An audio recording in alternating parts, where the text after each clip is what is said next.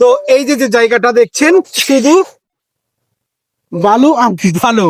তো আমি যেটা বলতে চাচ্ছি যে ছোটবেলায় কবিতা পড়েছি যে হ্যাঁ, চিক চিক করে বালি, কোথাও নেই কাদা, দুই ধারে কাশবন, ফুলে ফুলে সাদা।